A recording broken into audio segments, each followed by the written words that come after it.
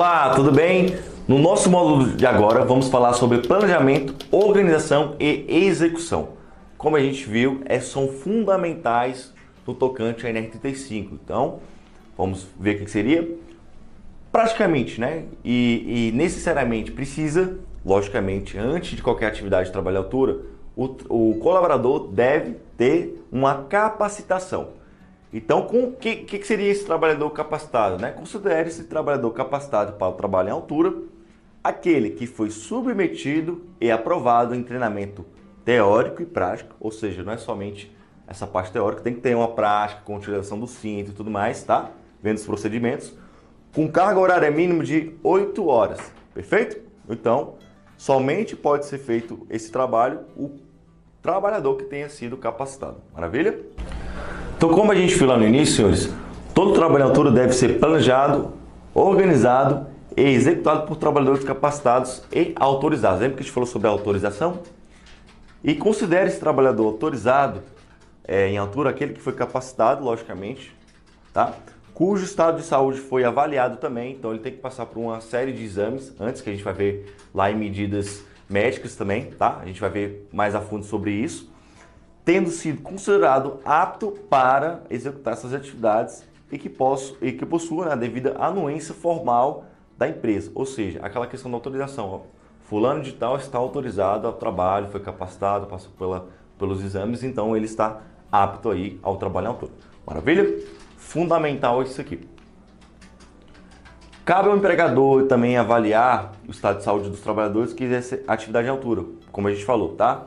Garantindo que os exames e o sistema de avaliação sejam partes integrantes do Programa de Controle Médico de Saúde Ocupacional, o PCMSO, tá? Que tem como objetivo ali verificar quais os riscos que aquele colaborador está exposto e quais são os exames que ele deve fazer para verificar se ele tem de repente, algum possível problema de saúde que pode prejudicar no seu trabalho, coisa do tipo. Maravilha?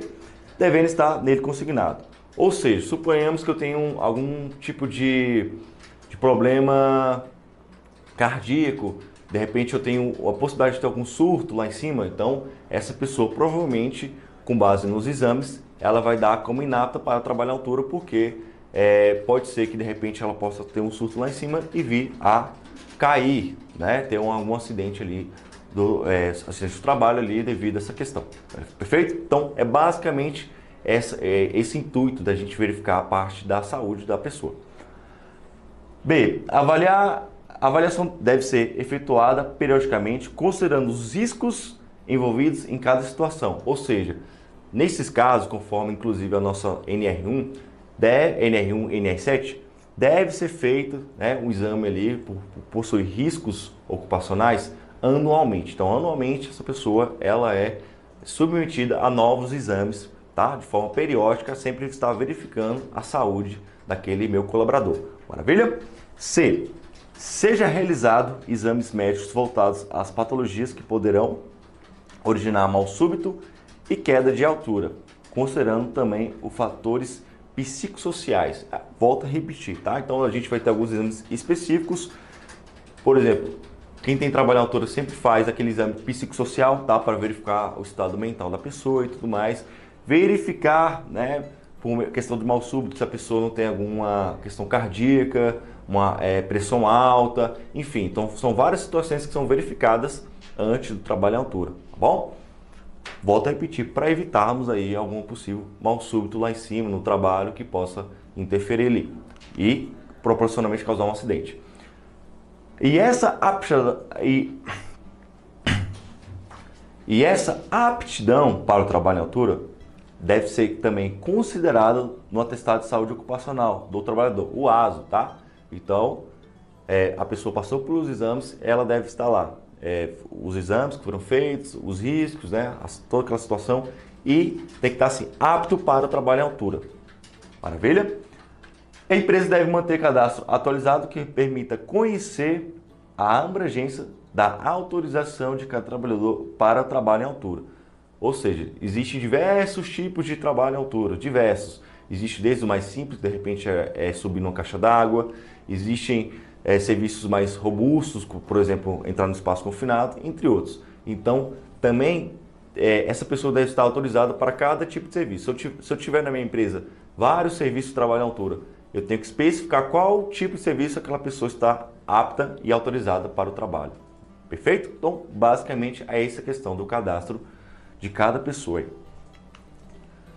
Falando mais aqui sobre o nosso planejamento, organização. Falando mais sobre o nosso planejamento, organização e execução, nós temos a seguinte hierarquia, tá? Sempre, senhores, tá? Isso aqui é uma regra. A gente sempre tem que adotar as medidas para evitar o trabalho à altura e sempre que existir meios alternativos de execução. Ou seja, a primeiro passo, eu posso evitar esse trabalho à altura? Posso ou não? Tenho alguns meios? Tenho. Opa, então, primeiro passo. Ah, não tenho nenhum meio, então vou para a segunda situação.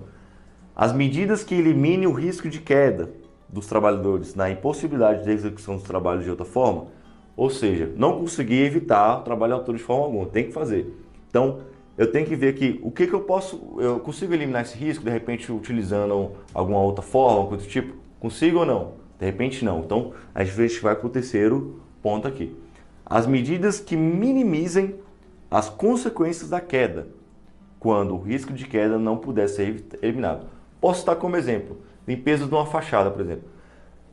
Eu posso colocar ali alguns meios digamos assim, mais eliminados. Eu posso colocar alguns meios ali que minimizem aquela situação? Posso. Ou que neutralize? Posso.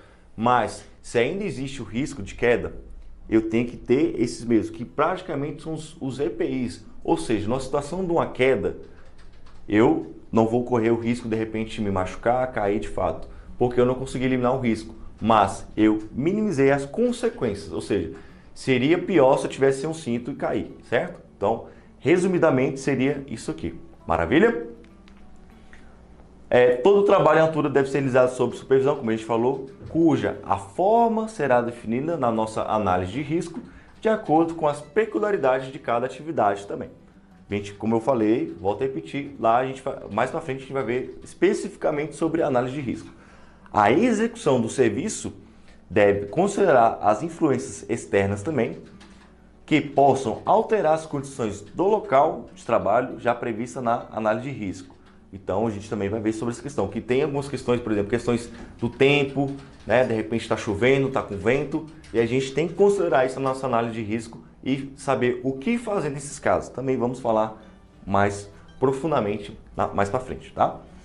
Todo trabalho à altura deve ser precedido de análise de risco. A gente também falou sobre essa questão. Então, olha só que toda hora a gente está falando sobre a análise de risco, permissão de trabalho, porque esse assunto aqui é fundamental no tocante à prevenção de acidentes do trabalho em trabalho à altura, tá?